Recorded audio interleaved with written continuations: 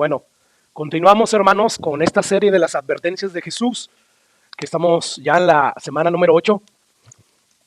Y en este momento nos encontramos viendo la segunda advertencia de Jesús. La primera fue: tengan cuidado de entrar por esa puerta que es muy flaca, muy angosta, porque ella te lleva a un camino que es también angosto, y pocos son los que van por ese camino, y termina en la perdición eterna. Y esa fue la primera advertencia que vimos, que usamos varias semanas atrás. Pero estamos en esa segunda advertencia que Jesús hace y dice: tengan cuidado de quiénes, de los falsos maestros, porque vienen a ustedes con vestidos de oveja, pero por dentro, detrás de su vestimenta de oveja, son lobos rapaces. Si usted recuerda, por las últimas 3 semanas hemos estado hablando a fondo acerca de esta segunda advertencia. Y hemos considerado en primer lugar la definición de un falso profeta. Si vamos a guardarnos de ellos, pues tenemos que saber que es un falso profeta, para que entonces nosotros podamos identificar quién es un falso profeta, porque según Jesús, ellos hablan en el nombre de Dios, pero solamente hablan falsedades. Así que eso fue lo que vimos en primer lugar. En segundo lugar, también vimos la falsedad que ellos usan para engañar. ¿Qué es lo que dice Jesús que usan? Bueno, apariencia. Vienen con vestidos de que son hijos de Dios, de que ellos son ovejas, pero son lobos rapaces, son hijos del diablo. Por lo tanto, esto nos enseña que ellos se van a presentar ante nosotros con un ropaje aparente de que son de Dios, pero no lo son. Y Jesús nos dice: tengan cuidado, porque ellos son muy buenos para engañar, y sobre todo a los incautos e ignorantes de la palabra de Dios. Ahora, nosotros preguntamos, después de que vimos esas dos cosas, ¿en qué consisten las doctrinas de esos hombres para poderlos identificar? Y bueno, empezamos a hablar acerca del retrato doctrinal de los falsos profetas, que ya estamos en la parte número 3. En la primera parte y en la segunda vimos 4 características que usualmente las enseñanzas de los falsos profetas circulan. Y lo primero que vimos, si usted recuerda, es que ellos, se me olvida que no tengo el control, ellos en sus enseñanzas prometen salvación sin cumplir las demandas del evangelio, que la demanda principal del evangelio es arrepentidos y creen en el evangelio. O sea, ellos no hablan de una salvación que requiere arrepentimiento, y yo no voy a ahondar en este punto porque ya usamos casi toda una semana para hablar de él. Pero esa es una característica general, principal de sus enseñanzas. En primer lugar, prometen salvación sin cumplir las demandas del evangelio. O sea, no hay necesidad de que tú entres por la puerta estrecha, no hay necesidad de que te divorcies de la vida de pecado, de que te autoniegues, ni de que dejes de vivir para ti, para empezar a vivir para la justicia y santidad de Dios, no. Y bueno, al fin de cuentas, cuando los pecadores oyen esto, pues ellos se sienten tranquilos y en paz, y bueno, yo ya estoy bien con Dios porque yo confesé a Jesús como mi Salvador, y dicen que como su Señor, aunque su estilo de vida no da evidencias de que verdaderamente Jesús es su Señor. Jesús en una ocasión tuvo que decirle a sus discípulos: ¿y ustedes por qué me dicen Señor, Señor, y no hacen lo que yo les digo? Entonces estos falsos profetas pues empiezan a prometer salvación sin cumplir las demandas del evangelio. Y bueno, en tercer lugar, hermanos, o mejor dicho, en segundo lugar, otra característica de ellos es que ellos procuran consolar a quienes, a los que están todavía en rebelión con Dios, con las promesas de Dios. O sea, en vez de que estén llamándolos al arrepentimiento, ellos les están proveyendo falsas promesas de que Dios está con ellos. Y leíamos Jeremías 6:14, que dice ahí Dios a través de Jeremías que los falsos profetas curan las heridas de mi pueblo con liviandad, diciendo paz y paz, y no hay paz. Y bueno, después vimos una tercera característica de estos hombres a la hora de enseñar, y es que sacrifican la verdad de Dios, como esto de que Dios es un Dios santo y es un Dios justo, por amor a la popularidad, porque quieren ellos ganar adeptos y ser famosos. Y Jesús dice en Lucas 6, o mejor dicho, en capítulo 6, versículo 2, hay de ustedes cuando todos los hombres hablen bien de ustedes, porque así hacían sus padres con los falsos profetas. Entonces, como si Jesús dijera: hay de ustedes cuando en sus predicaciones nadie se incomoda porque no hablas del pecado, sino siempre estás hablando acerca de las promesas de Dios, acerca de la consolación, del amor de Dios. Y bueno, en cuarto lugar, vimos una característica la semana pasada, y es que estos hombres pues deforman en su mensaje el carácter de Dios. O sea, ellos no niegan la existencia de Dios, como ya vimos, porque ellos vienen en el nombre de Dios, diciendo: he aquí palabra del Señor, y empiezan a decir: Dios me habló a través de una visión y un sueño, y entonces ellos no niegan la existencia de Dios, sin embargo, sí deforman el carácter de Dios. Ese carácter que se revela a lo largo y ancho de las Escrituras, a través de sus atributos que forman la personalidad de Dios, pues ellos lo deforman. ¿Cómo lo deforman? Al callar acerca de los atributos de Dios, como cuáles, como que Dios es santo. Dios es apartado de todo mal, eso significa santo, apartado, o sea, en él no hay ni siquiera una diminuta pizca de maldad. Entonces, los falsos profetas no hablan acerca de estas cosas. Y por lo tanto, al callar, ellos están deformando el carácter de Dios y están pintando un cuadro caricaturizado de Dios. O sea, hay cosas, rasgos que ellos hablan que son de Dios, pero no es una imagen exacta de Dios, por cuanto callan muchos atributos acerca de Dios. Y bueno, ¿qué es lo que hacen ellos? Pues ellos empiezan a hablar de cómo Dios es amor, Dios es bueno, Dios es misericordioso, y lo hacen por encima de su santidad y su justicia. Mientras que el Evangelio, el anuncio del Evangelio, parte de la condición de que Dios es Dios santo y justo, y se aira cuando hay injusticia, cuando su creación es injusta, y por lo tanto el pecador tiene que rendir cuentas con él. Entonces el mensaje del falso profeta es: toma el amor de Dios como punto de partida y empieza: Dios te ama, Dios tiene un plan maravilloso para ti. Y vimos que ese no es el énfasis bíblico de las Escrituras. Ahora, como mencionamos la semana pasada, no significa que no debamos de hablar del amor de Dios en nuestras predicaciones. No, tenemos que hablar del amor de Dios, porque Dios es amor. O sea, no es que Dios ama, Dios es su naturaleza, es amor. Él, porque tiene esa naturaleza, ama. Por lo tanto, Dios ama, hermanos. Sin embargo, la Biblia dice que Dios es amor y que parte de qué? De que Dios muestra su amor para con la humanidad, que siendo un pecadores, Cristo murió por ellos. Porque de tal manera, dice Juan, ¿verdad? Amó Dios al mundo, que entregó a su Hijo unigénito, que no la debía, que él era totalmente inocente, lo entrega, eso es amor, por gente que no lo merecíamos. Así es que ciertamente la Biblia dice que es amor, pero ese amor solo puede brillar en todo su esplendor cuando lo consideramos a la luz de la justicia y la santidad de Dios, y sobre todo a la luz de lo que Jesús hizo en la cruz del Calvario por nosotros, por la humanidad. Ahora, eso fue las 4 características que vimos hasta ahorita, y vamos a ver una última característica principal, la cual estos hombres se empeñan en no hablar. Pudiéramos decir que ellos, al igual que deforman el carácter de Dios, ellos también deforman en su mensaje la doctrina de ¿qué? De la pecaminosidad del hombre.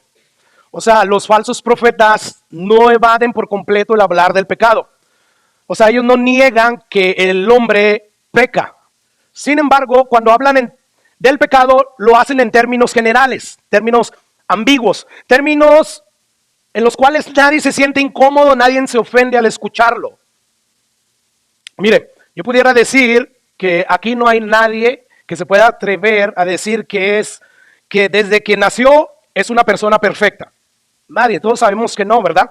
O sea, esa es una realidad, hermano. De hecho, si nosotros saliéramos en este momento a las calles y le preguntáramos a cada persona que nos topáramos: hey, ¿y tú crees que eres perfecto?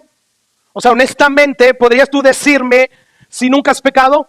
O sea, lo más seguro es que todos nos van a decir: claro, yo no soy perfecto. Yo sé que yo he pecado. O sea, es una realidad que todo el mundo reconoce que no es perfecto. Y mientras mantengamos nuestra predicación dentro de este marco general, nadie se va a molestar con nosotros los predicadores. Pero el problema es que cuando nos empiezan a hablar del pecado del hombre como Dios lo manifiesta, lo revela en las Escrituras, pues es ahí cuando nosotros tenemos problemas y nos ofendemos. O sea, cuando la Biblia habla acerca de la pecaminosidad del hombre, lo hace de manera explícita y detallada. Él, o sea, Dios a través de la Biblia, nos pinta un cuadro del ser humano muy feo, muy horrendo, muy pecaminoso. Y pues esto siempre termina ofendiendo a las personas. Y es por eso por lo que los falsos profetas pues evitan hablar claramente acerca de este tema de manera explícita. ¿Por qué? Porque ellos no quieren ofender a nadie. Ellos quieren que esas personas que están viniendo a sus servicios vuelvan a venir el próximo domingo y vuelvan y se estén congregando y a la misma vez estén depositando de manera económica a los bolsillos de estas personas. Pero la cosa es que la palabra de Dios ofende, hermano. Sí. O sea, cuando nadie habla de este tema que vamos a hablar, pues nadie se ofende. Pero cuando empezamos a dejar que la Biblia nos hable acerca de cómo ve Dios el pecado del hombre, entonces ahí sí la gente se siente ofendida. Escucha lo que dice Juan capítulo 6, versículo 60. Dice ahí que al oír las palabras de Jesús, muchos de sus discípulos, escucha, o sea, no nomás era gente de ahí del montón. muchos de aquellos que profesaban ser discípulos de Jesús dijeron, dura es esta palabra, ¿quién la puede escuchar? Sabiendo Jesús en sí mismo que sus discípulos murmuraban de esto, ¿qué les preguntó? ¿Esto les ofende? O sea, como podemos notar ahí claramente, la palabra de Dios ofende. Y los falsos profetas saben que la palabra de Dios ofende. Por lo tanto, se limitan solo a predicar sobre aquellas cosas que hablan del amor, la misericordia y la bondad de Dios, porque así nadie se va a ofender. Pero apenas uno empieza a hablar acerca de la pecaminosidad del ser humano, de cómo Dios ve al ser humano, que es un pecador incapaz de dejar el pecado por sí mismo, entonces las personas se enojan. Y la pregunta es, ¿cómo Dios a través de la Biblia te describe a ti y a mí o a cualquier ser humano? ¿Cómo? Bueno, vamos a ver que no lo hace de manera general y ambigua. No, la Biblia dice de nosotros que estamos inclinados al pecado, a hacer nuestra propia voluntad, alejarnos de la ley de Dios. Y nos dice que no hay nada fuera del Evangelio que podamos hacer que nos pueda acercar a Dios. Escucha lo que dice Isaías 64, versículos 5 y 6. Dice el versículo 5, he aquí tú te enojaste, Isaías hablando, dice, ¿por qué pecamos? En los pecados hemos perseverado por largo tiempo. ¿Podemos acaso ser salvos? Pregunta ahí Isaías. No, creo que no la tengo, pero te lo voy a leer. Dice ahí, si bien todos nosotros, Isaías incluye, somos como suciedad y todas nuestras justicias como trapos de inmundicia. Y caímos todos nosotros como la hoja, o sea, hasta el piso. Y nuestras maldades nos llevaron como viento, nos arrastraron, nos esclavizaron. Esto es lo que está diciendo el profeta Isaías y Dios no lo desmiente. Escribe eso Isaías. El Espíritu de Dios lo inspiró a escribir esas cosas. Todos nosotros, tú y yo, ante Dios, no ante los hombres ni ante tus propios ojos. Ante Dios somos como suciedad. Y las cosas buenas que hacemos, nuestras obras de justicia, sin la justicia de Cristo, ¿ok? Son como trapos de inmundicia ante los ojos de Dios. Entonces, no es que solamente seamos pecadores que cometen una falta aquí y allá. No, el problema, según este pasaje, es que estamos podridos espiritualmente hablando. Y si esto ya te parece terrible, espera a escuchar lo que la Biblia dice más acerca de nosotros. Y es que el hombre está totalmente imposibilitado de salir por sí mismo de tan terrible condición del pecado. Y no porque Dios lo haya confinado a tal imposibilidad. Más bien el ser humano de manera gustosa y voluntaria prefiere amar las tinieblas, como veíamos la semana pasada, y aborrece la luz, aborrece lo que Dios dice que es correcto. Así que este es el cuadro que la Biblia nos presenta acerca del ser humano, y ahí estamos todos incluidos. Escucha ahí lo que dice Pablo en Romanos capítulo 8, versículo 7. Dice ahí Pablo, por cuanto los designios, por cuanto las intenciones del corazón, de la carne, por cuanto los pensamientos, los deseos, esta es la opinión de Dios sobre cada corazón que está en una carne, que está en un cuerpo humano, de cada ser humano. Dice, esos designios son enemistad. ¿Contra quién? Contra Dios. Esa palabra, enemistad en el griego es ejazra, que quiere decir oposición. O sea, Pablo ahí está diciendo que nuestros deseos de nuestro corazón son opuestos a la voluntad de Dios, a lo que Dios quiere que hagamos y que vivamos. Y dice ahí Pablo, porque no se sujetan a la ley que Dios ha establecido. O sea, Dios nos dice no roben, pero robamos. Dios nos dice no mientan, pero mentimos, y sobre todo cuando nuestro pellejo está en juego. O sea, cuando no quiero que me descubra mi jefe, mi esposa, miento, que es una mentirita pecaminosa o blanca. No, es una mentira pecaminosa al final de cuentas. Sobre todo también no nos sujetamos cuando Dios te dice que la venganza no es tuya, que tú no te vengues, que dejes la ira a Dios, y rápidamente nosotros nos desquitamos. No lo hacemos a golpe, pero sí lo hacemos en palabras, ¿verdad? Nos empezamos a defender. Entonces ahí dice Pablo, por cuanto los designios de todos los seres humanos son opuestos, ¿a qué? A la ley de Dios, a la voluntad de Dios, no se sujetan, y Pablo añade, ni tampoco pueden. Y los que viven según la carne, los que viven según los deseos que su corazón les dicta, no pueden. Y eso no pueden, en el griego es lo mismo en español, no pueden agradar a Dios. Así que, ¿qué es lo que está diciendo Pablo en este pasaje? Bueno, ya lo dijimos, los designios de la carne son enemistad contra Dios. Esto significa que por naturaleza nosotros nacemos indispuestos a vivir bajo la ley de Dios, y esto nos convierte en enemigos de Dios.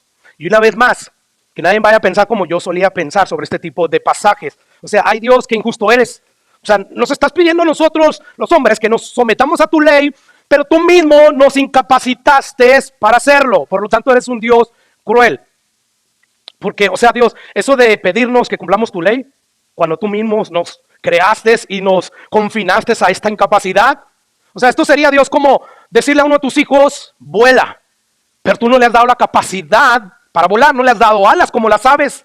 Por lo tanto, esto te haría un padre cruel. Pero no, la Biblia para nada habla de que la incapacidad provenga de Dios. No, esta incapacidad proviene del mismo corazón del ser humano y es voluntaria. Y de hecho, gustosamente el hombre ama, según Dios, el pecado. Ama no obedecer la ley de Dios porque no la encuentra deleitosa. Lo que el hombre ama es amar, es hacer su regalada gana. Es vivir siendo como un ser humano soberano y no someterse a nadie. Así que cuando Pablo afirma que no se sujetan a la ley de Dios ni tampoco pueden, él no está asumiendo para nada que no pueden porque Dios mismo los confina a una incapacidad. No, más bien él está asumiendo que el ser humano no puede someterse a la ley de Dios simplemente porque no quiere. ¿Recuerdas el pasaje que leíamos la semana pasada? La luz vino al mundo y ¿qué? Y el mundo amó más las tinieblas, amó más. O sea, esto es por amor. Esto es gustosamente el ser humano lo hace. Déjeme se lo explico de la siguiente manera, quizás pueda entender mejor lo que el apóstol Pablo está diciendo. Mire, casi todos tenemos un conocido, un familiar que nos pide dinero y se lo prestamos. Y cuando llega el tiempo en que se acordó que se nos iba a regresar ese dinero, pues esa persona muchas veces sí tiene el dinero para pagar. Sin embargo, muchas veces estas personas terminan no haciendo lo que prometieron, pagar el dinero en tal fecha. Y ellos prefieren mejor, con ese dinero que ya habían juntado, prefieren comprar algo más. O prefieren pagar una deuda que ellos tienen. Y terminan no pagando el dinero que se les había prestado y lo hacen voluntariamente y gustosamente. O sea, es que tengo una fiesta encima. Es que me gustaron estos zapatos, esta prenda, este televisor. Es que quiero irme de parranda. Y por eso decido no pagarte. Y ellos no dicen esto. Ellos más bien van con esa persona, discúlpame, es que no sabes cómo me ha ido todo este mes. No he trabajado mucho, no me han dado muchas horas. Y dicen un montón de cosas, las inventan. Y al último pues no pagan, ¿verdad? Bueno, podemos decir que es verdad que él no pudo pagar la deuda. ¿Por qué? Porque ya se gastó el dinero en otra cosa. Así que su incapacidad para pagar es real. Sin embargo, su incapacidad de pagar es una incapacidad voluntaria. O sea, él podía haber pagado porque tenía con qué pagar, pero prefirió voluntaria y gustosamente gastar el dinero en otra cosa y no pagar. Bueno, lo que estamos diciendo aquí es que nuestra incapacidad para cumplir la ley de Dios no tiene nada que ver con que Dios nos haya creado con esta incapacidad de cumplir la ley. No, es una incapacidad voluntaria y que nos gusta estar allí. Por lo tanto, hermanos, esto no nos exonera de la culpa. Más bien, nos hace responsables porque pudiendo obedecer la ley de Dios, nosotros optamos, preferimos por no obedecerla. ¿Por qué? Porque amamos más el pecado, porque amamos ser personas soberanas, independientes, que no se someten a nadie. Y es precisamente esta esclavitud gustosa y voluntaria al pecado lo que causa que nos convirtamos en enemigos de Dios. Ahora, pregunta, ¿de qué Dios es que somos enemigos? Porque obviamente no somos enemigos del Dios materialista, amoroso, que predican los falsos profetas en el día de hoy. No, ese Dios ama a todos. Pero si somos enemigos del Dios que se revela a través de todas las escrituras, cuyo amor, como decíamos la semana pasada, y misericordia no anulan, no cancelan la santidad y la justicia de Dios. Por lo tanto, mientras se nos presente a un Dios de la lámpara maravillosa o el genio de la lámpara maravillosa, el cual podemos nosotros frotar a la hora que queramos cuando estemos en necesidad y en busca de consuelo y protección. Y bueno, no tenemos ningún problema con ese Dios lo amamos todos. De ese Dios es el que debe estar hablando, pastor. Y aquí la iglesia estuviera llena. Bueno, nosotros hablamos aquí lo que habla la Biblia y callamos lo que la Biblia calla. Nosotros somos una iglesia bíblica y por el hecho de que el predicar la palabra de Dios no nos haga popular, no vamos a dejar de predicar todo el consejo de Dios. Nosotros vamos a continuar predicando todo el consejo de Dios. Entonces, estas personas tan pronto les empiezan a hablar acerca de ese Dios que se revela a través de todas las escrituras, que es santo y que es justo, pues empiezan a decir lo que los hombres en Lucas 19:14 dijeron, no queremos que este reine sobre nosotros. Escucha a lo que Jesús dijo cuando narró la parábola de las 10 minas. Lucas 19, 13 al 14. Te leo el 13 y te pongo ahí el versículo 14. Y llamando a 10 siervos suyos, les dio 10 minas y les dijo, negociar entre tanto que vengo. Pero sus conciudadanos, ¿qué hermanos? Lo aborrecían y enviaron tras él una embajada diciendo, no queremos que este reine sobre nosotros. ¿A quiénes está haciendo referencia? A la humanidad. Cristo se fue y él regresa y la humanidad dice, no queremos a este Jesús santo y justo, que quiere que vivamos de acuerdo a su santidad, que gobierne, que reine sobre nosotros. Entonces es hasta que nosotros empezamos a hablar del Dios soberano que se revela en las Escrituras, que tiene derecho a regirnos por los estándares de su ley y nos llama a apartarnos del pecado, que empezamos a reaccionar como estos hombres. No queremos que este reine sobre nosotros. Sin embargo, si se nos presenta un Dios genio de la lámpara maravillosa, al cual, como dije, podemos acudir siempre para buscar consuelo, protección, para que nos supla necesidad. Entonces, hermanos, pues ahí estamos, queremos ese Dios. Por lo tanto, podemos concluir en otras palabras que el ser humano quiere el cielo de Dios, quiere las bendiciones de Dios, pero se opone al gobierno de Dios. No queremos que este gobierne sobre nosotros, pero ay Dios, si yo le oro a Dios, ¿para qué le oramos siempre a Dios? Para que nos bendiga. No le oramos para decirle, enséñame tus caminos, ayúdame a ser más santo como tú, quiero apartarme del pecado. No, el hombre por naturaleza no busca a Dios porque ya vimos, no se sujeta a la ley de Dios, no porque Dios le haya puesto una incapacidad, sino porque él está incapacitado por gusto, él no quiere, él prefiere las tinieblas, él prefiere vivir a su manera. Así que como vemos, hermanos, y como vamos a ver por otros pasajes, vemos que para Dios todos nosotros somos por naturaleza opositores de su ley y su voluntad. Efesios capítulo 2, versículo 1 al 3, Pablo nos corrobora aquí esta verdad. Escucha lo que dice el versículo 1. Y Dios nos dio vida a nosotros. Eso significa que nosotros no teníamos vida antes de venir a Cristo. Según Dios, recuerda, esta es la opinión de Dios por nosotros.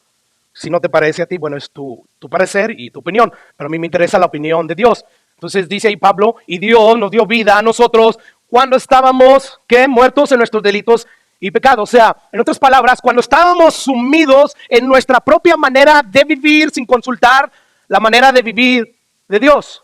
O sea, de acuerdo a nuestra voluntad. Eso es lo que significa. Así estábamos cuando no teníamos vida. Eso es no tener vida. Eso es vivir para las tinieblas, para el pecado. Y dice Pablo ahí, en los cuales anduvisteis en otro tiempo. Y escucha, no solamente estamos muertos en nuestros delitos y pecados, sino que seguíamos la corriente de este mundo, el cual es operada por Satanás. Es el príncipe de la potestad del aire. Y dice Pablo, el cual ahora opera en los hijos de desobediencia. ¿Quiénes son esos hijos de desobediencia? ¿Nuestros hijos? No, toda la creación de Dios que no obedece al evangelio. Todo aquel que está sin Cristo es un hijo de obediencia y por lo tanto el príncipe de la potestad del aire, que es Satanás, opera en ellos. Está en ellos y está en el mundo. Pues mira la condición en la cual nos encontrábamos antes de venir a Cristo. Aquí Dios está de alguna manera definiendo, dándonos un diagnóstico de lo que es la humanidad. Y están diciendo Dios, sin Cristo están muertos, están sumidos en sus pecados, siguen la corriente del mundo, que es operado este mundo por Satanás y son hijos de desobediencia. Y dice Pablo ahí, y nota ahí que Pablo se va a incluir, como Isaías se incluyó, todos somos como sociedad, o sea, aún los profetas más allegados a Dios, más cercanos a Dios y los apóstoles más llegados a Dios sabían que ellos no eran totalmente justos y rectos, que necesitaban la justicia y la rectitud de Jesús. Y dice Pablo ahí el versículo 3, entre los cuales también todos nosotros, se incluye ahí Pablo, o sea, yo estoy declarando que al igual que ustedes estaban muertos en mis delitos y pecados, seguían la corriente de este mundo, operado por el príncipe de la potestad del aire, que es Satanás. Y ahora escuchen lo que Pablo continúa diciendo acerca de todos nosotros. Dice ahí, en el cual también todos nosotros vivíamos en otro tiempo, ¿en qué, hermanos? En los deseos de nuestra carne, que ya vimos que Pablo ya nos dijo que son enemistad contra Dios, o sea, se oponen a la voluntad de Dios. Y dice Pablo ahí, haciendo la voluntad de la carne y de nuestros pensamientos. Éramos por naturaleza hijos de ira, lo mismo que el resto de todos los seres humanos que han existido. O sea, Pablo, inspirado por el Espíritu Santo, dice que por naturaleza éramos hijos de ira. ¿Por qué razón? Pablo nos dice ahí, porque vivíamos para hacer nuestra propia voluntad y no la voluntad de Dios. Eso es lo que significa vivir para los deseos de la carne y de los pensamientos. Ahora escuche cómo 2 capítulos más adelante, Pablo sigue describiendo ahí la condición pecaminosa del hombre. Y si ya te parece este cuadro muy oscuro, le va a poner más oscuridad el apóstol Pablo, inspirado por el Espíritu Santo. Dice capítulo 4 de Efesios, versículo 17. Esto pues digo y requiero en el Señor que ya no anden como los otros gentiles. Que ya no anden como antes andaban, antes de que vinieran a Cristo. ¿Que andan en qué? En la vanidad de su mente. Así nos encontró Jesús también, en la vanidad de nuestra mente, en lo fútil, lo que no sirve para nada a la luz de la eternidad. O sea, todo pensamiento que no te lleva al Dios verdadero, sino que te aleja de Él, aunque a la luz de lo que se hace en la tierra sea moralmente bueno según Dios, es vanidad de tu mente. Y dice Pablo, así estábamos antes, y ya no anden así como esos gentiles, como el resto de la humanidad. Versículo 18, teniendo el entendimiento entenebrecido. Ok, con este cuadro que Pablo nos está pintando acerca de la humanidad del hombre, yo quiero que tú pienses en las personas más decentes, más morales que tú conoces. O sea, por más buena y decente que sea esta persona, si no tiene al Cristo bíblico, según este pasaje, si no tiene al Cristo bíblico como Señor y Salvador, con toda su decencia, toda su buena moralidad, tiene un entendimiento entenebrecido. Tiene una vanidad en su mente. ¿Por qué? Porque hace la voluntad de su carne, hace la voluntad de los deseos de su carne, y no la voluntad de Dios. Estas personas, porque se miran decentes a la luz de los Hitlers, de los malos, de los terribles, pues ellos piensan que su justicia es suficiente. Pero escucha lo que continúa diciendo Pablo sobre estas personas. Dice allí, teniendo el entendimiento entenebrecido, y lo dice ajenos de la vida de Dios. Esa palabra para ajenos es la palabra griega apoloritorios, que quiere decir alejado, distanciado. Así que en otras palabras, Pablo está diciendo que toda la raza humana que no ha venido a Dios a través de Cristo en arrepentimiento y fe, bueno, pues está en la vanidad de su mente, tiene el entendimiento entenebrecido, y por lo tanto ellos están alejados de la vida de Dios. Y Pablo añade la razón. ¿Por qué? Por la ignorancia que hay en ellos y también por la dureza de su corazón. Y bueno, este es el diagnóstico de Dios de la humanidad. Lo cual significa, según estos pasajes, que cada ser humano que ha pisado y que pisará esta tierra, en alguna medida de intensidad ha hecho o ha sido todo esto que Pablo ha mencionado. No todos tienen la misma intensidad en medida. No. Y bueno, Pablo conocía muy bien y sabía lo importantísimo que es esta verdad acerca de la pecaminosidad del ser humano, que él, inspirado por el Espíritu Santo, se aseguró de enseñarlo no solamente a la iglesia de Roma, como vimos, a la iglesia de Éfeso, sino también a la iglesia de Corinto. Y se lo explicó de esta otra manera. Le voy a pedir que ponga atención. Voy a ir a la primera carta del apóstol Pablo a la iglesia de los Corintios, capítulo 2, versículo 14. Allí dice el apóstol Pablo, y creo que le voy a deber ese pasaje, pero se lo leo. Dice Pablo, pero el hombre natural, es decir, ¿quién es el hombre natural? Según Pablo, el hombre que no ha nacido de nuevo de parte de Dios. Ese es el hombre natural. Ese hombre que aún vive en sus delitos y pecados, ese hombre, dice Pablo, no percibe, no es capaz de percibir las cosas que son del Espíritu, porque para él son locuras y no las puede entender. O sea, recordemos una vez más lo que Pablo ya le dijo a la iglesia de Romanos y de Éfeso, que el ser humano anda en la vanidad de su mente, tiene el entendimiento oscurecido y además no puede entender estas cosas. Y termina diciendo Pablo, porque se han de discernir espiritualmente. Es por esta razón que cuando tú le hablas a los tuyos, a tus familiares, a tus vecinos, tus amigos acerca de las cosas de Dios, y estos hombres no han nacido de nuevo, pues se aburren de las cosas que tú les estás hablando. ¿Por qué? Porque ellos andan en la vanidad de su mente. Y además porque según la Biblia nos dice que tienen el entendimiento oscurecido. Y por lo tanto ellos prefieren seguir muertos en sus delitos y pecados, siguiendo la corriente de este mundo operado por Satanás. Y bueno, ese es el diagnóstico de Dios, de la humanidad sin Cristo, del Dios que se revela a través de todas las Escrituras. Y bueno, aquí están incluidos todos los seres humanos que han existido y que van a existir. Como dije, esto incluye a los muy decentes, los muy morales, como al más malo. Así que según la Biblia, todos aquellos que no han venido a Dios a través de Cristo, a través de su sacrificio, ellos no pueden agradar a Dios porque los designios de la carne son enemistad contra Dios. Número 2, están felizmente muertos en sus delitos y pecados. A mí no me estés hablando de tu Cristo, a mí déjame vivir como yo estoy viviendo. Sumidos en sus delitos y pecados, siguen la corriente de este mundo operado por Satanás, 4, hacen la voluntad de la carne y los pensamientos. 5, son por naturaleza hijos de ira. Además, andan en la vanidad de sus mentes y tienen el entendimiento oscurecido y tampoco pueden percibir las cosas del Espíritu de Dios, no las entienden. Por lo tanto, todo eso causa que se conviertan en enemigos de Dios. Wow, qué diagnóstico de Dios acerca de la humanidad. Feo y terrible, pecaminoso. Así que la Biblia no describe al hombre como un pecador en sentido general. Peca aquí y allá, y bueno, nadie es perfecto, pastor. No, la Biblia dice de nosotros que antes de venir a Cristo, al igual que los demás, estábamos inclinados, esclavizados al pecado y que no había nada fuera del Evangelio que podía hacer que nos acercáramos a Dios. Al contrario, nos alejábamos de Él. De hecho, ¿cómo concluye Pablo acerca de este punto en su carta a los Romanos? Como escrito está. O sea, Pablo no dice como Dios me lo dijo, Dios me lo reveló, como yo creo, no, como escrito está. ¿Qué dice ahí? No hay justo, es el pasaje de los no hay. Y todavía para que no duden ni siquiera uno, o sea, ni siquiera uno, no hay ni siquiera un justo. No hay quien entienda, no hay quien busque a Dios. Todos, absolutamente todos se desviaron y aún así se hicieron inútiles. No hay quien haga lo bueno, no hay ni siquiera uno. Pastor, como que en ese último de que no hay quien busque a Dios, como que no estoy muy bien convencido. O sea, porque sí hay gente que busca a Dios, sí, pero a su manera. No el Dios santo y justo que le pide al ser humano que se divorcie de su pecado. Pero hay gente que hace lo bueno y ahí dice que ni siquiera uno. Bueno, hay gente que sí hace lo bueno, pero con las motivaciones incorrectas. O sea, de acuerdo con la definición de Dios que Él da de hacer lo bueno, Dios dice que no hay ni siquiera uno que haga el bien y nunca peque. No hay nadie que haga lo bueno, dice Dios. Esta es la opinión de Dios. De acuerdo a su opinión de qué es hacer el bien. De acuerdo a nuestra opinión, pues sí, mucha gente sabe hacer lo bueno. Pero Dios dice, no, hay gente que hace lo bueno por las motivaciones incorrectas. Una de esas es, lo hacen para su propia gloria y no para mi gloria, y eso es pecado. Eso, aunque hagan cosas buenas, no es algo en sí mismo bueno para mí. O sea, es bueno orar, amén, ¿verdad? Es bueno ayudar a los pobres, amén, lo es. Pablo dice, si yo vendo todo lo que tengo y nadie le hemos hecho eso, yo no he oído de nadie que haya vendido todo, absolutamente todo, para dar de comer a los demás.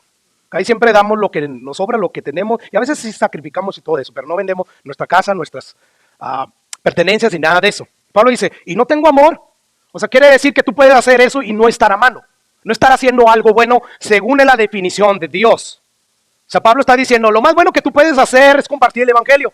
Porque al final de cuentas, ¿de qué le va a servir al hombre que disfrute todo el bien que se puede disfrutar aquí en la tierra y al final de cuentas pierde su alma? Entonces, según la definición de Dios, pues es bueno orar, sí. Es bueno ayudar a los pobres también. Sin embargo, si este tipo de cosas se hacen con el propósito de ser visto por los hombres y no para glorificar a Dios, es pecado. Que fue lo que dijo Jesús precisamente ahí en el Sermón del Monte, antes de llegar ahí a sus conclusiones y dar las advertencias finales. Jesús les dijo, ese día guardados de hacer vuestra justicia delante de los hombres, es decir, guárdense, cuídense de no hacer buenas cosas delante de los hombres para ser vistos de ellos, para que ellos les aplaudan y los alaben. De otra manera, no tendréis recompensa de vuestro Padre que está en los cielos. Entonces vemos por este pasaje y otros que a Dios le importa la motivación de por qué hacemos el bien que hacemos. Así que la pregunta es, ¿hacemos lo que hacemos para ser visto por los hombres, para después ser aplaudidos por los hombres o para glorificar a Dios haciendo lo que es correcto?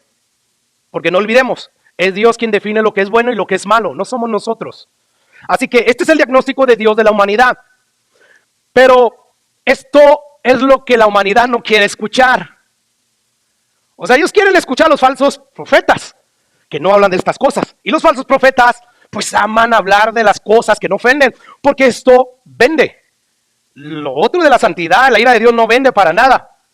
Es por eso que ellos evaden hablar de la pecaminosidad del hombre como la Biblia habla. Ellos prefieren hablar del pecado de manera general y ambigua, de tal manera que nadie se va a ofender, aunque al hacer esto están deformando esa doctrina de la pecaminosidad del hombre que Dios nos enseña a través de la Biblia.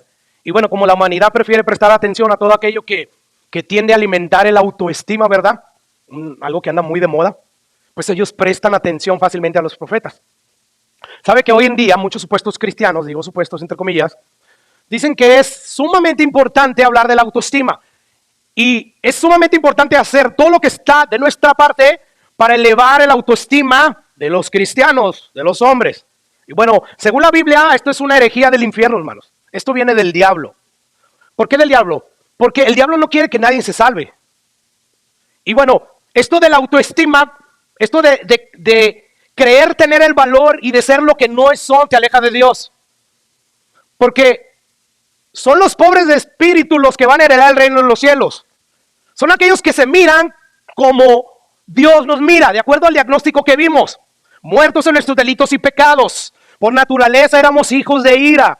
¿Por qué? Porque nosotros nos inclinamos a hacer los deseos de nuestro corazón, de los pensamientos. Pero esto de tener una autoestima alto, casi hasta ya no necesito a Dios porque yo confío en mí mismo. Así que esto es una herejía que viene del diablo. Porque el diablo no quiere que la humanidad vea o que se vea como Dios los ve. ¿Y cómo Dios los ve? Como una raza caída, perdida, ¿verdad? ¿Recuerdas Juan 3:16? De tal manera amó Dios al mundo. ¿Para qué, hermanos? Que entregó a su Hijo unigénito para que todo aquel que en él cree no se pierda, mas tenga vida eterna. ¿Qué quiere decir? Que todos aquellos que no creen en Cristo están, ¿qué? Perdidos. Y esto es toda la humanidad. O sea, somos una raza de perdidos. Satanás no quiere que nosotros nos veamos así. Porque son los pobres de espíritu los que van a heredar el reino de los cielos. Y mientras tú no te veas como lo que eres, no te vas a ver como un pobre, como un miserable que tiene la necesidad de un salvador. Por lo tanto, como no te ves así, pues ¿para qué rogarle a Dios que me salve? ¿Salve de qué? Si yo soy un campeón, si yo soy un guerrero, yo soy muy inteligente, yo soy muy capaz, confío en mí mismo. Satanás quiere que los seres humanos se vean como personas buenas y autosuficientes que no necesitan a Dios. Vamos a hablar un poco de la autoestima. ¿Qué significa autoestima, hermano? Me fui al tumbaburros, diccionario, y lo definí de la siguiente manera. La autoestima es la valoración de uno mismo. Lo que nosotros valemos, cómo nos vemos. O sea, en otras palabras, la psicología cristiana, junto con la psicología mundana, que al final de cuentas las dos, si no se apegan a la Biblia, son mundanas las dos, aunque tenga la etiqueta de psicología cristiana.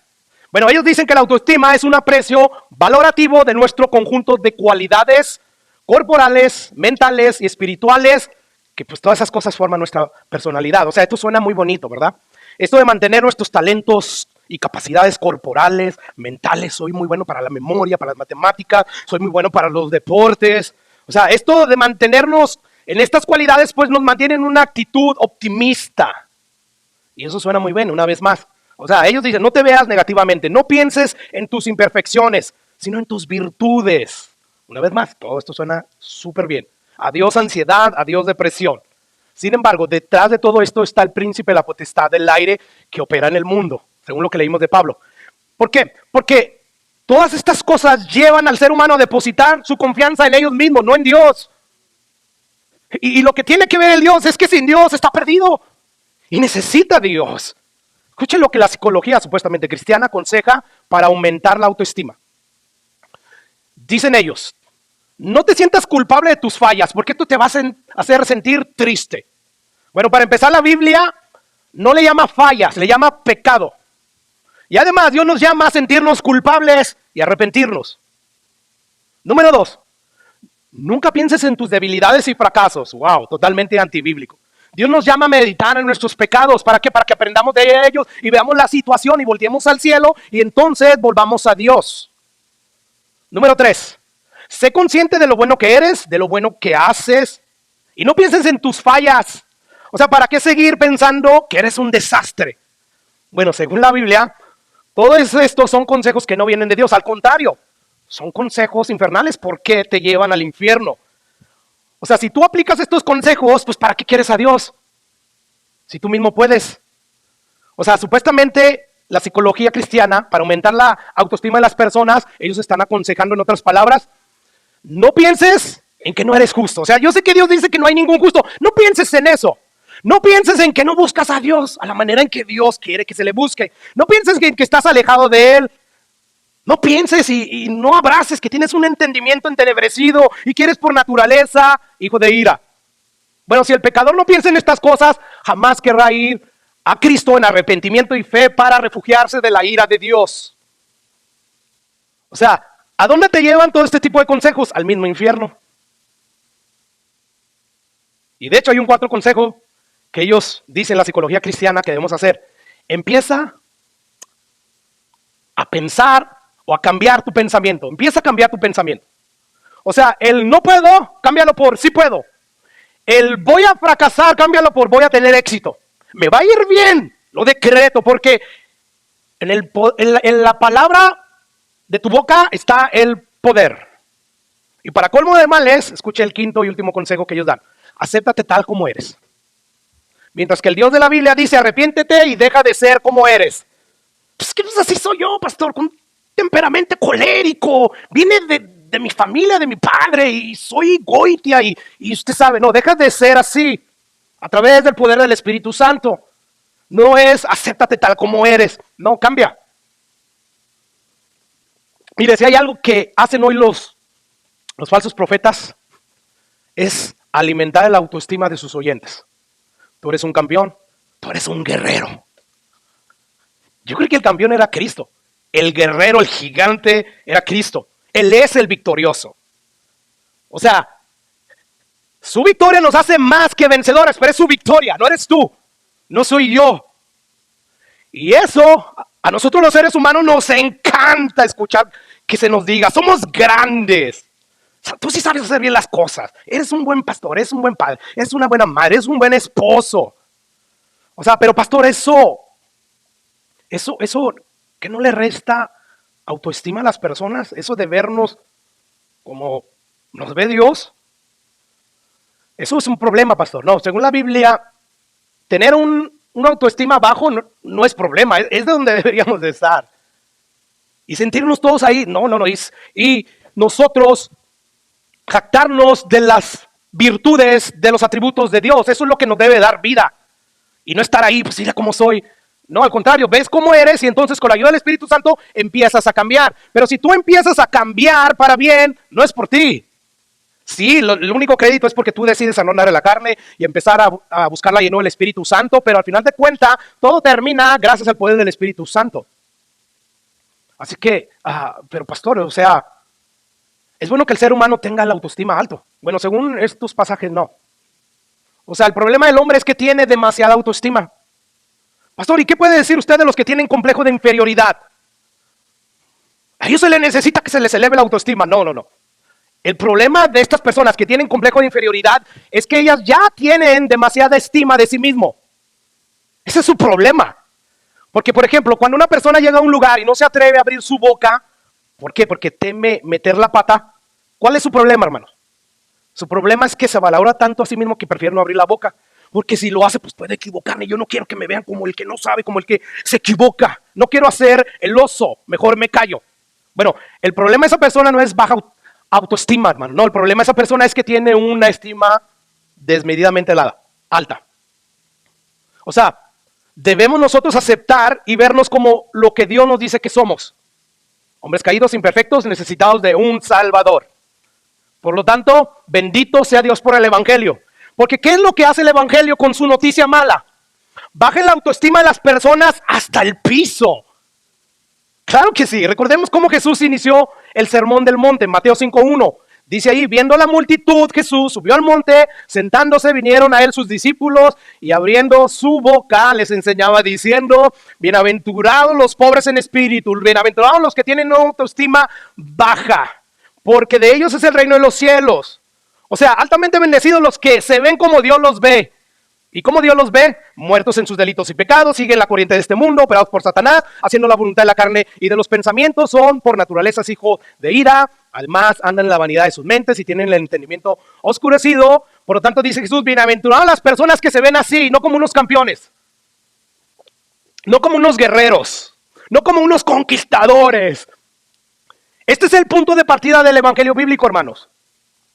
O sea, te da la mala noticia, eres malo, pecas mucho, por eso es la luz, amas las tinieblas, has ofendido a Dios, que es infinitamente santo y justo, por lo tanto arrepiéntete. Esta es la mala noticia del evangelio. Y cuando tú escuchas esto, o sea, te desinfla. Tienes aires de superioridad y viene y te desinfla de todo aquello que tú pensabas que era. Eso es pobreza espiritual. Y como ves que estás pobre, estás en bancarrota espiritual, pues entonces clamas por misericordia en arrepentimiento Y como Dios no rechaza un corazón contrito y humillado, pues entonces, hermanos, cuando ya la autoestima está hasta abajo, hasta el piso, pues Dios escucha esa oración y te otorga misericordia y gracia. ¿Te das cuenta? Por eso, bienaventurados los pobres en espíritus, porque de ellos es el reino de Dios.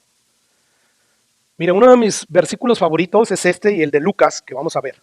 Isaías 41:14, en cuanto a este tema. Pero antes de leerlo, yo quiero hacer un poco de contexto. Bueno, pues el reino de Israel y de Judá, ¿recuerdan que se habían dividido? El reino del norte, que era Israel, el reino del sur, que era Judá. Bueno, ellos fueron llevados cautivos como juicio de Dios por su rebelión. Y bueno, en medio del cautiverio, ellos le claman a Dios. Y Dios le responde en Isaías 40, versículo 1 en adelante. Y dice lo siguiente. Te voy a leer los primeros versículos y ahorita llegamos al 14. Le dice Dios, consolaos, consolaos, pueblo mío, dice vuestro Dios. Hablad al corazón de Jerusalén, decirle a voces que su tiempo ya se cumplió, el tiempo del cautiverio, que su pecado es perdonado, que doble ha recibido la mano de Jehová por todos sus pecados. Ahora, yo me voy a brincar un capítulo adelante, que es el capítulo 41 de Isaías. Versículo 13 dice, porque yo Jehová soy tu Dios, que te agarre tu mano derecha y te dice, no temas, yo te ayudaré. Y luego vuelve a decir, no temas, gusano de Jacobo, o vosotros los pocos de Israel, yo te socorrí, dice Jehová y tu Redentor, el Santo de Israel. Ve ahí cómo Dios se refiere a su pueblo. Tú eres parte del pueblo de Dios, que estaba muerto en sus delitos y pecados, al igual que el pueblo de Israel, pero de diferente manera. Bueno, Dios se refiere a nosotros como un gusano, como una larva desagradable, despreciable, sin valor alguno. No temas, gusano de Jacob. Pregunta, ¿qué autoestima puede tener un hombre a quien Dios describe como un gusano? Sí, pastor, pero ellos aún no habían recibido el Espíritu Santo de Dios. Nosotros sí, pastor, ya no somos gusanos. Sin Cristo somos unos gusanos. Escucha lo que dice Lucas capítulo 17:10. Este versículo me encanta más a mí. Así también ustedes, dice Jesús, cuando hayan hecho todo lo que os ha sido ordenado, decir siervos inútiles, ¿qué? Pues lo que debíamos hacer, hicimos. Ok, un siervo inútil ante los ojos de Dios es aquel que ha hecho todo lo que se le ha ordenado que haga.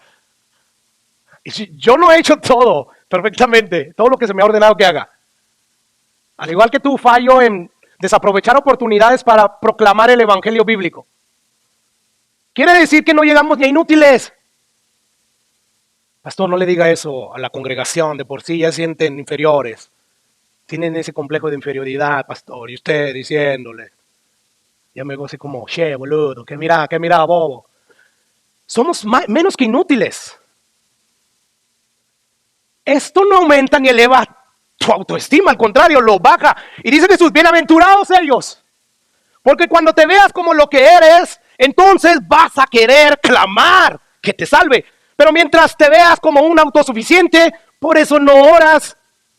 ¿Para qué si yo dependo de mí mismo? O sea, yo ya sé que cada mañana me levanto porque estoy fuerte, porque estoy haciendo mis ejercicios, mis lagartijas, estoy comiendo espinaquitas y yo sé que eso me va a ayudar. Sí, amén.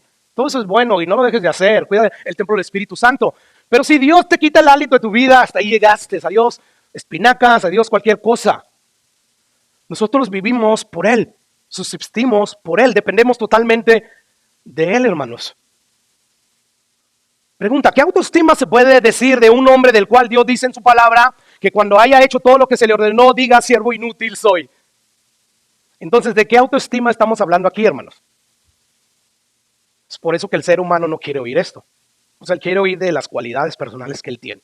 ¿Por qué? Porque le fascina, le encanta que se le diga, eres increíble, eres extraordinario. Oye, hoy cantaste increíblemente. Hoy tocaste tu instrumento musical fabulosamente, estuviste genial en tu discurso.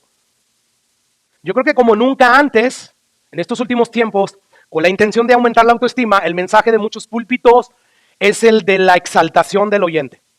¿Por qué? Porque esto vende. Mensajes como, sueña y tú ganarás al mundo. Sueña en grande y entonces vivirás en grande. Hay un campeón dentro de ti. Ahora es tu hora. Tu mejor vida ahora. Tú eres un conquistador. Tú mereces lo mejor. Proclama tu milagro. Reclámalo y es tuyo.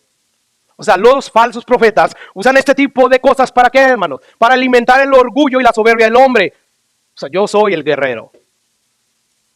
Es verdad, o sea, A veces nosotros podemos actuar como personas que nos estamos esforzando y es digno de aplaudirse, pero deja que Dios te honre. Que sea Dios el que te diga, buen siervo y fiel. En lo poco fuiste fiel, en lo mucho te pondré. Entonces, hermanos, tengamos cuidado de este tipo de mensajes. Porque según estos falsos profetas, tú eres un guerrero, yo soy un guerrero, él es un guerrero, todos somos unos guerreros, tú eres un campeón, yo soy un campeón, todos somos unos campeones. Por lo tanto, todos estamos bien. Pero esto no es así. O sea, sin la justicia de Cristo, sin su santidad perfecta que nos cubre de todo pecado, tú estás mal, ellos están mal y todos nosotros estamos mal. Y ahora, para que nadie me vaya a malentender, el hombre tiene dignidad. Pero pastor, o sea, usted acaba de decir que somos como un montón de basura, un gusano del polvo. Nos leyó el pasaje. Sí, eso es verdad, pero la Biblia también dice, por otro lado, que nosotros llevamos la imagen de Dios. Fuimos creados a su imagen y semejanza. Por cuanto llevamos la imagen y semejanza de Dios, el hombre no puede ser tratado como gusano. O sea, Dios le está diciendo gusano espiritualmente para decirle, hey, recuerda, tú sin mí eres nada, mira lo que te pasó. Te rebelaste contra mí, mira dónde terminaste. Sumido en la maldad. Por lo tanto, no estoy diciendo, vamos a tratarnos como gusanos. Ni eso es lo que está diciendo Dios. ¿Se acuerda que Cristo le dijo a sus discípulos, cuánto más valen ustedes que muchos pajarillos y Dios los alimenta? O sea, esto nos habla de que más vale un hombre que un ave. Y va en contra de lo que hoy dice la Sociedad Protectora de Animales, ¿verdad? ¿Qué es lo que nos dice? Más vale un animal en peligro de extinción que un bebé en el vientre de una madre, una mujer. Pastor, entonces, ¿cuál es el balance? Por un lado somos una raza caída, dice la Biblia, y por el otro, hermanos, llevamos con nosotros la imagen de Dios. Y por lo tanto, dice Santiago, inspirado por el Espíritu Santo, no podemos con una boca o con una misma lengua bendecir a Dios y al mismo tiempo maldecir al hombre que está hecho a la imagen y semejanza de Dios. Entonces, no es que el hombre tenga valía por sí mismo. No, lo que vale es la imagen que está plasmada en el hombre de Dios.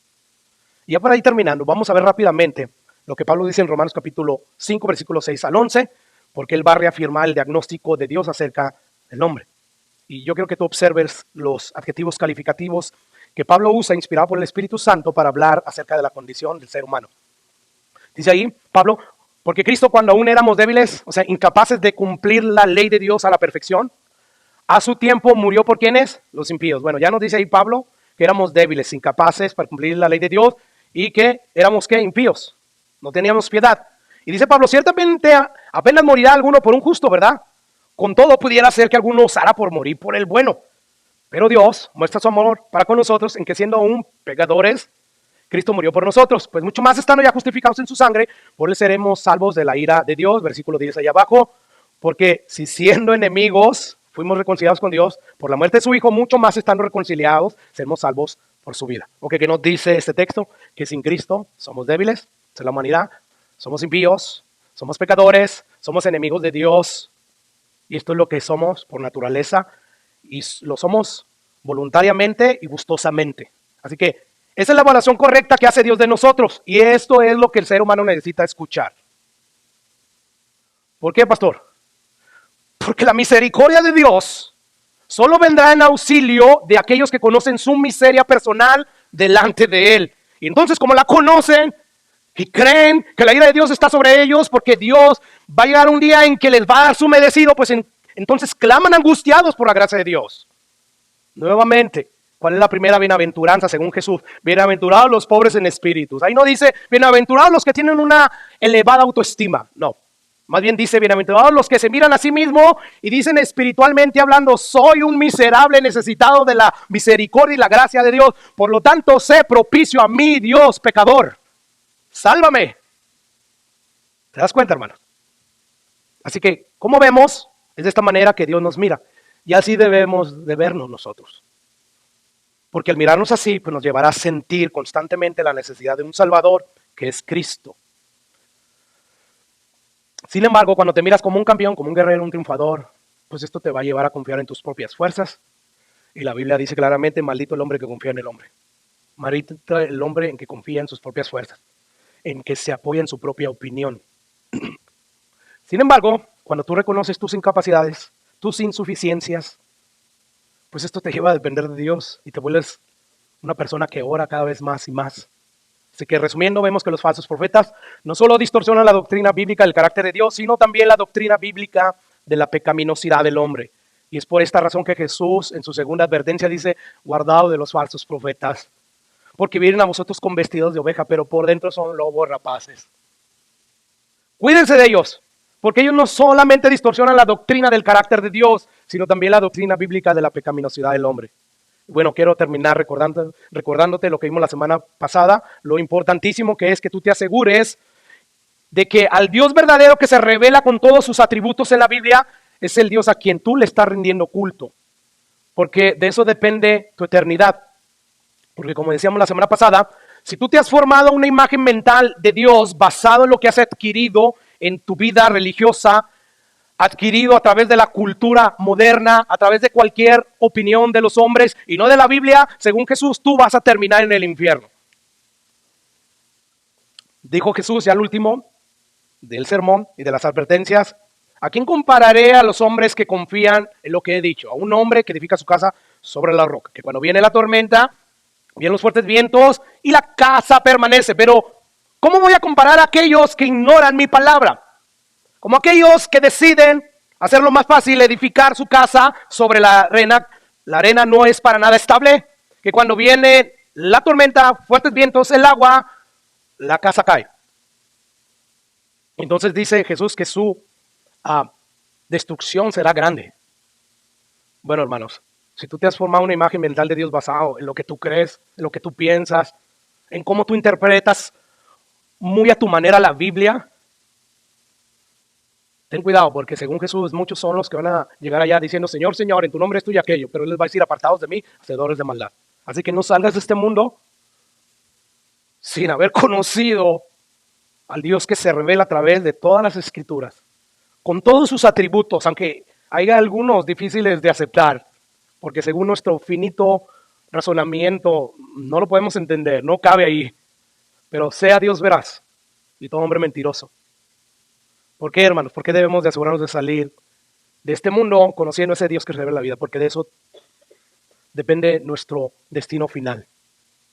Dice ahí Jesús que aquellos que mueran sin haber conocido a Cristo, sin haber venido a Él en arrepentimiento y fe, terminarán siendo arrojados por el mismo Dios que los creó al lago de fuego, que según es un fuego que nunca se apaga y donde el gusano no muere. Vamos a orar.